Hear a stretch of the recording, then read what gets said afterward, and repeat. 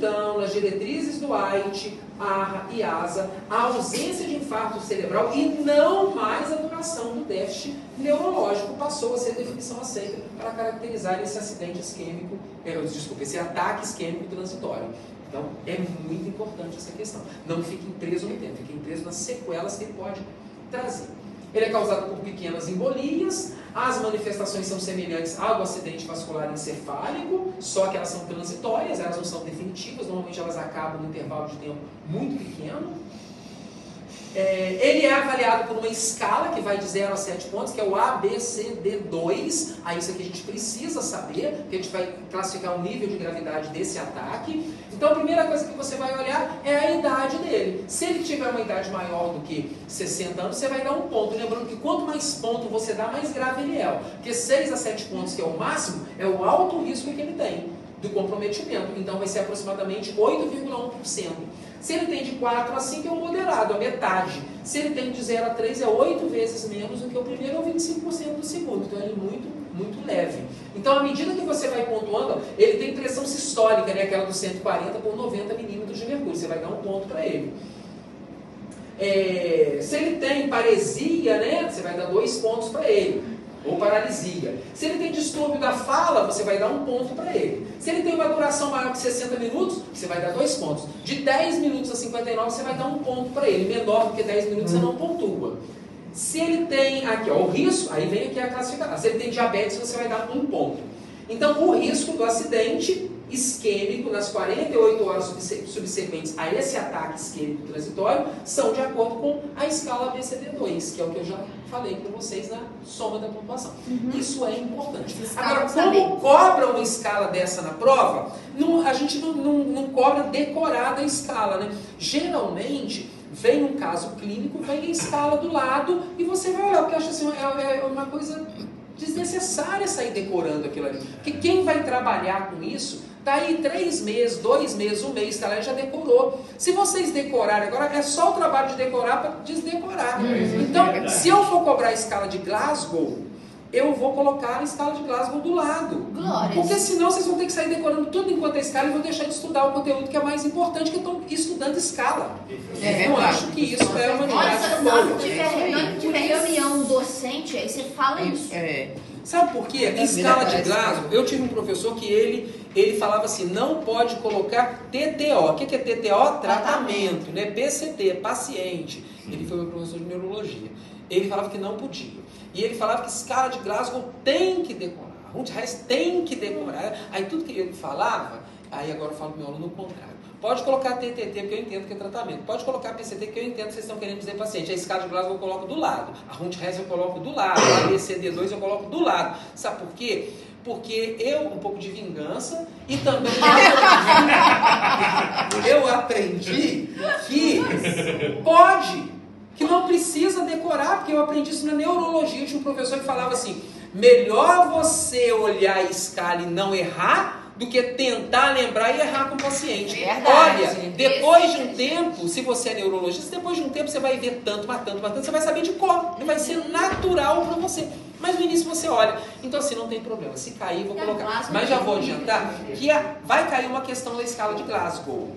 Vai cair uma questão. Esta questão da escala de Glasgow, a turma de lá está elaborando e vai mandar para mim, que é aquelas do ponto que conta no trabalho, né? Que as do trabalho conta na prova. Aí eu vou mandar, vocês já sabem que ela vai cair. Foi a única questão que eu falei para eles que vai cair, tá? Não contei nada que não tem contado aqui. Então essa vai cair, de Glasgow. Que vai cair de Glasgow, já defini, vai ser essa questão. Professor, então, assim, não precisa decorar Glasgow. Esse risco de AVE isquêmico é em todos que têm o AIT ou só aqueles que ficam com sequelas? Os que ficam com sequela neurológica, os da sequela. Tá? Aqueles 8, esses 8,1%.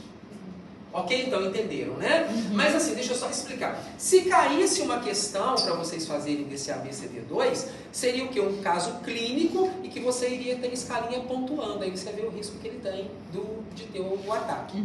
Tá? Aqui, vou passar isso aqui pra gente. Aqui tá falando da pontuação, aqui falando do tratamento, eu não vou cobrar isso aqui de vocês, não. Isso aqui eu já falei lá atrás, né? Da porcentagem da todos 15%. O caso clínico do ataque aqui, ó, no quadro súbito, ele vai ter o quê? Uma cefaleia intensa, um déficit neurológico focal. E as principais características são quais? A primeira, hemorragia do cutâneo. A segunda, hemorragia talâmica. Hemorragia do cerebelo. Aí aqui a mais, né, temível é a compressão do bulbo, né? Que ele vai romper com a nutrição do cérebro. E a hemorragia da ponte. Aí aqui eu posso ter um paciente que vai desenvolver uma quadriplegia súbita e pupilas pontiformes.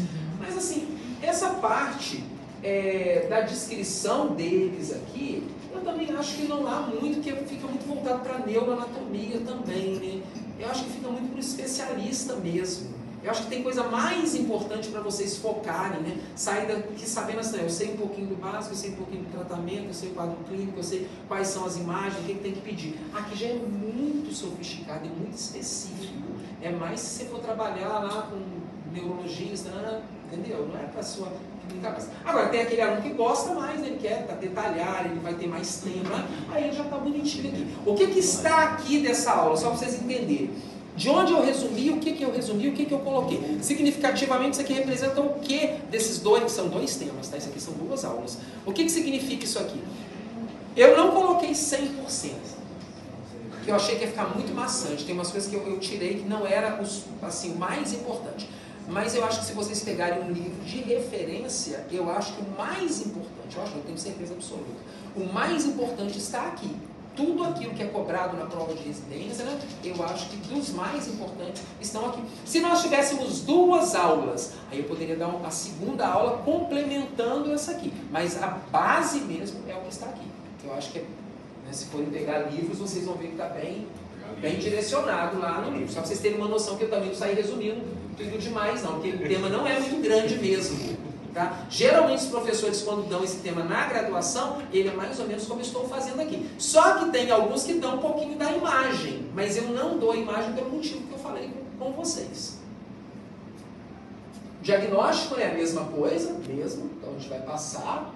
Tratamento e prognóstico, né? Basicamente tratamento é de suporte, fazendo o controle da pressão intracraniana.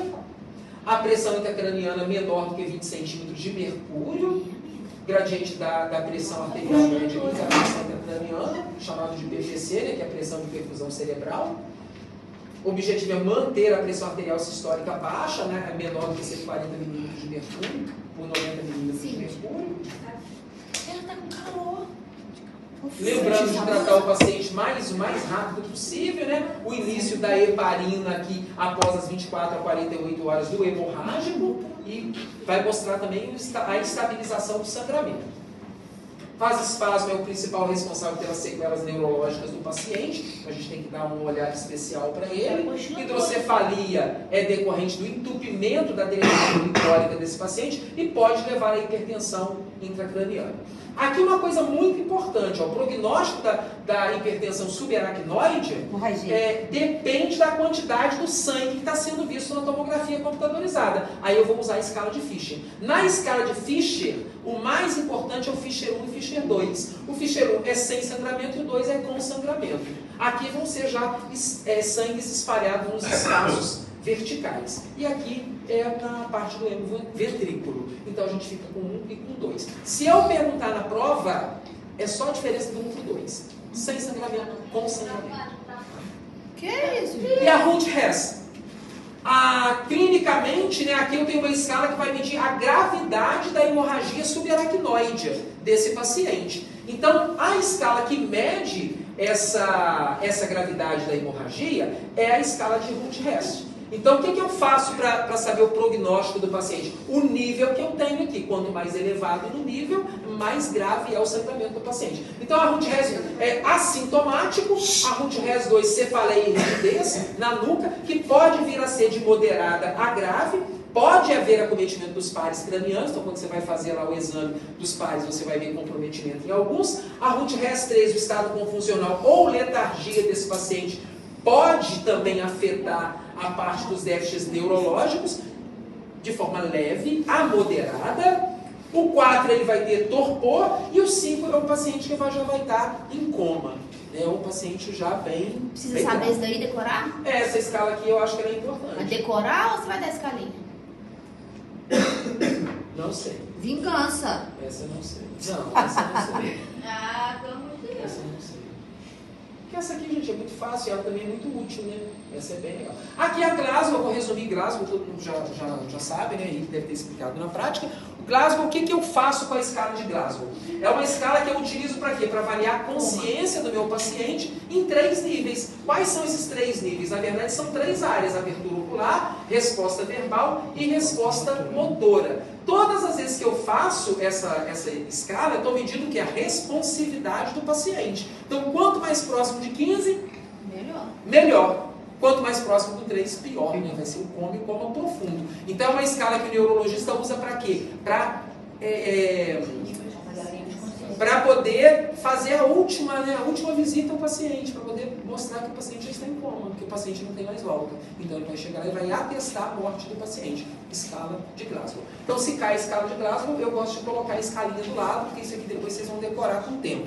Mas como eu já combinei com a turma, vai ser uma questão de marcar, não vai cair em questão discursiva, e vocês já vão ter a questãozinha, que é aquela que está dentro dos pontos de vocês, né? Eu melhorei a pontuação de vocês, eu dei para vocês, excepcionalmente eu dei 4 pontos para vocês. Porque eu dei do Henrique, que ele já pontuou lá, e dei o resumo simples que vocês escreveram no congresso, ou o artigo completo. Né? Então ficou 6 pontos a prova. A prova 6. Nos 4 pontos de vocês, vocês já. Nos 4 pontos de vocês, a prova vale 6. Mas vocês não podem estar falando muito porque não pode. Meio ponto do assunto sangue falou que já tá, ué, entrou nos 2. Não. É, porque esse é um ponto, foi um ponto e meio. Não, isso foi extra. Porque nem todo mundo doou, vai ter que trazer o papelzinho no dia. Nem todo mundo. Não conseguiu doar. Tem que trazer o Gente que não papelzinho. conseguiu doar. Então, só para fechar, os 4 pontos de vocês vão ter 4 questões na prova que vocês já vão ter o gabarito delas. São os 4 pontos de vocês. Vão ter 6 que não tem. 2 discursivas e mais 4 de marcado. Então, Então a prova vale 10 teoricamente. A prova vale 10 teoricamente. Entendeu? Tá. Continuando. O diagnóstico, né, se tiver artrite, cefaleia simples, mais rigidez da nuca, o diagnóstico provável é a hipertensão, é a hipertensão subaracnoide. Isso aqui é importante, tá? Porque eu posso perguntar o que leva, o que classifica ela. Então, fica de olho. A tomografia de crânio não contrastada é a mais utilizada, confirma em quase que na totalidade, né, aproximadamente 95% a 98% dos casos. Se a TCD é normal, aí eu vou fazer análise do líquido. Isso é o que é mais importante. Não vou cobrar o tratamento aqui. Tratamento não. Da de Haiti não. A nimodipina, né? Indicada a 60 miligramas via integral a cada 4 horas. Você vai fazer isso aí, você vai iniciar nos primeiros 4 dias e vai manter aí por aproximadamente 3 semanas. Mas eu não vou